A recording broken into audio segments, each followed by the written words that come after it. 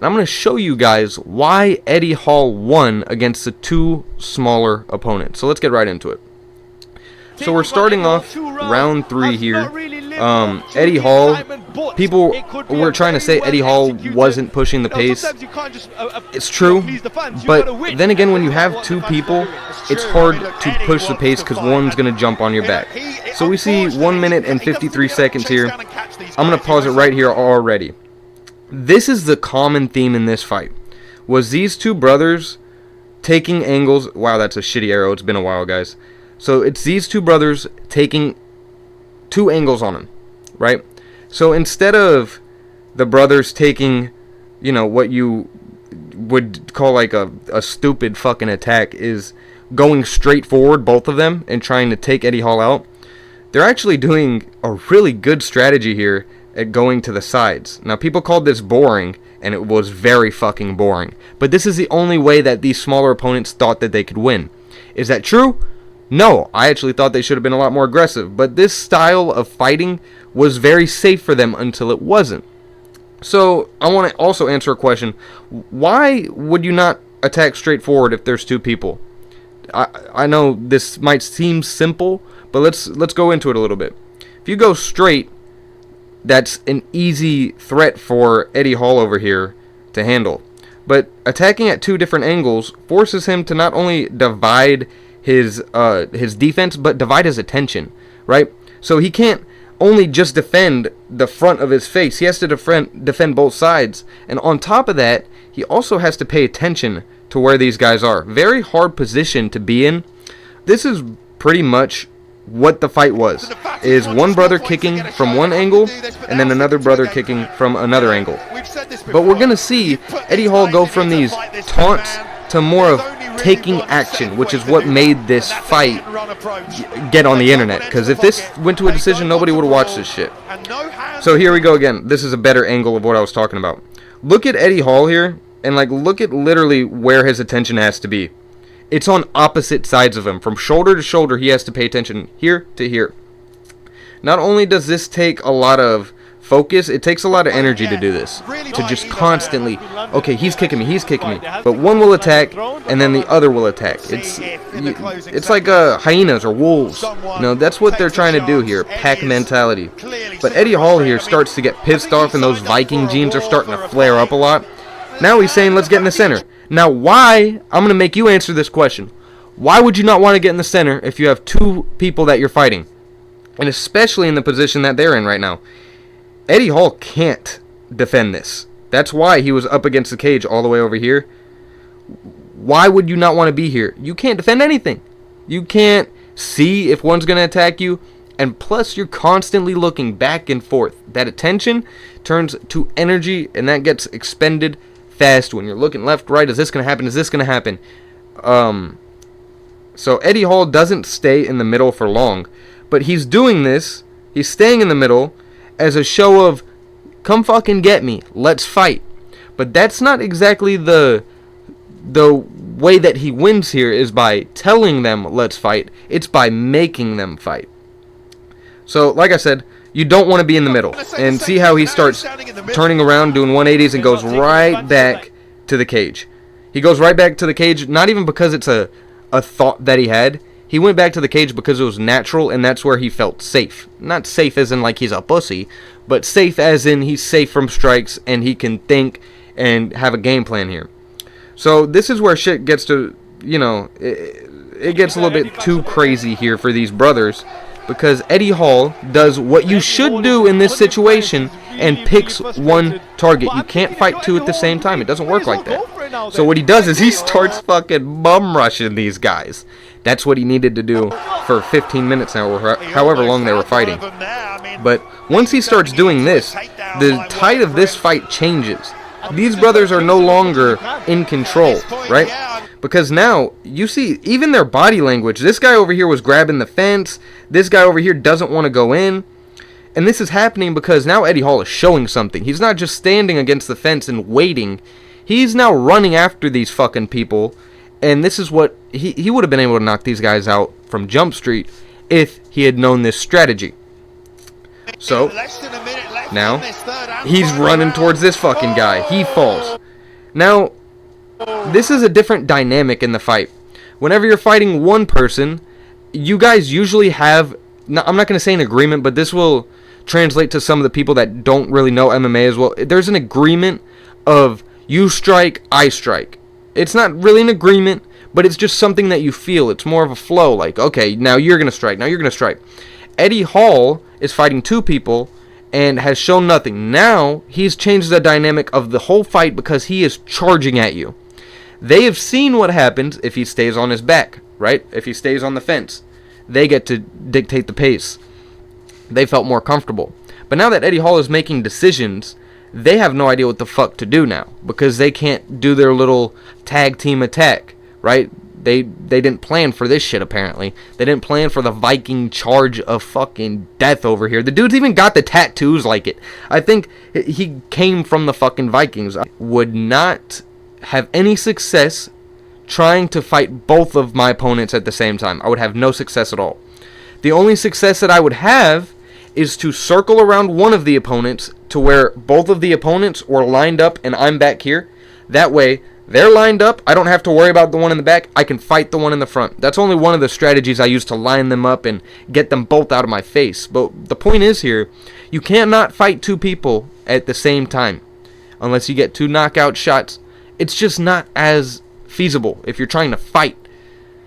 Now, what you need to do is isolate one opponent. That's what Eddie Hall is doing right now by bum rushing at one of them.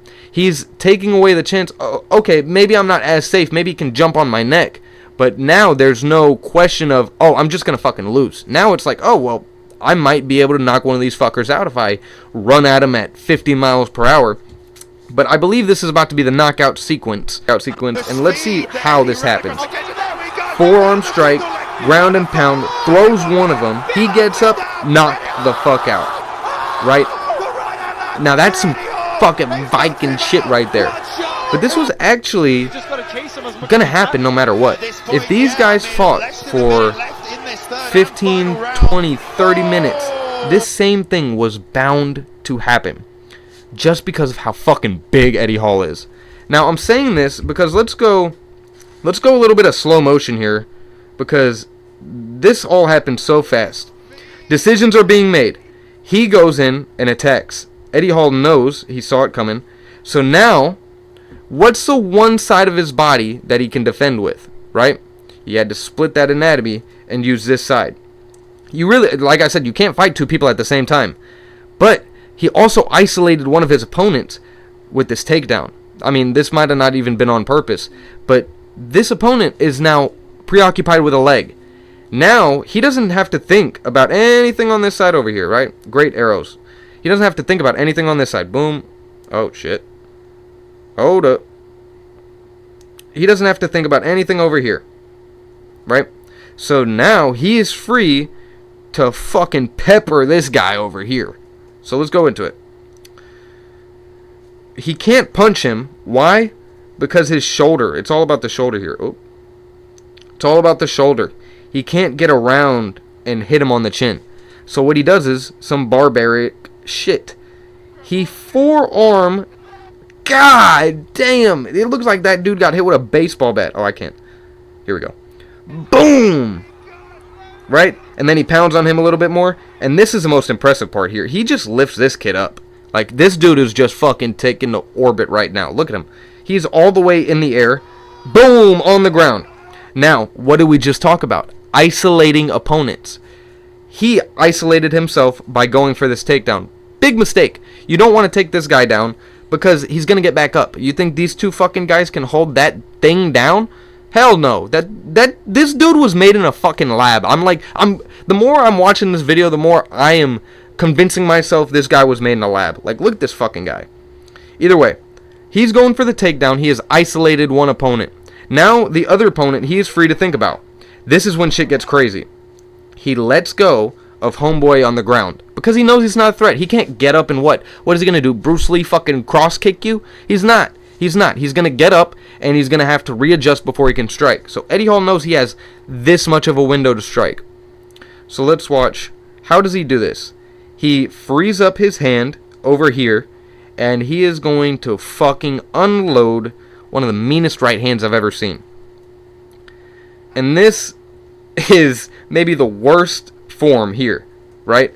Like, he's got no hands anywhere near his face. And why is this? Let's talk about that for a second. Why does this guy have no hands on his face? Because he hasn't got punched yet. He's so comfortable in this scenario that he is getting hit with a fucking cannonball right now, and he has his hands like doing the Michael Jackson or some shit. You know, like doing a shimmy and shake. This is all about how he's not being careful anymore. If he had his hands up, he might have actually been able to defend that cannonball. He might have still got knocked the fuck out, but he would have been able to defend it at least. He is so comfortable because of the minutes that they have been fighting, and the Eddie Hall has done nothing, that now he is getting fucking hammered in the grill, and he has no defense. And I don't think this dude even moves at all. Head snaps, and he's just on the ground. Like, that guy is out. This guy is out. I don't think the brother here even knows what happened yet. Hopefully these guys aren't real brothers, because if they're real brothers, kind of fucked up, man. Like, he just saw his brother get flatlined, and he's going to have to, you know, go home and tell mom why the fuck they fought a Viking, you know. But here we go. Eddie Hall walks away looking like he just fucking raided a village. And do a quick summary real quick. If you're fighting two people, you need to pay attention to both of them. And more important than that, you need to isolate both of them. If you don't isolate one opponent, you're going to have a lot of fucking problems. If you don't see them, they're going to choke you, they're going to hit you. So I'd like to see a lot more 2v1, 3v1. I'm going to do another video about that maybe right after this video. But from my experience, I could talk about that a lot more. Just not going to. It's not exactly similar to this. But here, let's put this down. Wrapping this video up. Fighting two opponents, no matter who you are, no matter how big you are, it's still going to prove a challenge. We saw Eddie Hall. It took him 3 rounds to figure out how to knock out 2 people smaller than him. And I guess what I want to say with this is, fighting is a lot more complicated than people make it out to be. It's not about size all the time. It's not about strength all the time. It's not about technique all the time. Most people thought that Eddie Hall would go in here and murder these 2 guys. I mean, he did eventually, but they thought that this would be some Tyson-esque shit. It's not. Why? Because it is harder to fight 2 opponents than it is to fight 1, no matter how big they are. Like, imagine... What metaphor can I put? Imagine juggling, right? Imagine juggling with 1 fucking ball. You just go from hand to hand. It's what fighting 1 person is like. Now imagine juggling with 2. Now 3. Like, now shit's starting to add up a little bit. And same thing with fighting. Same thing. The more people you add, I don't care how fucking big they are. Well, I don't know about a bunch of fucking Hasbullas. Eddie Hall could probably knock them out of the park. But let's just go with, you know, like Nafati brothers. If you put Eddie Hall versus 4 of those guys, I want to see that shit. Yo, like the age-old question of how many Mighty Mouses can beat a Ngannou. Like, I'm all here for it.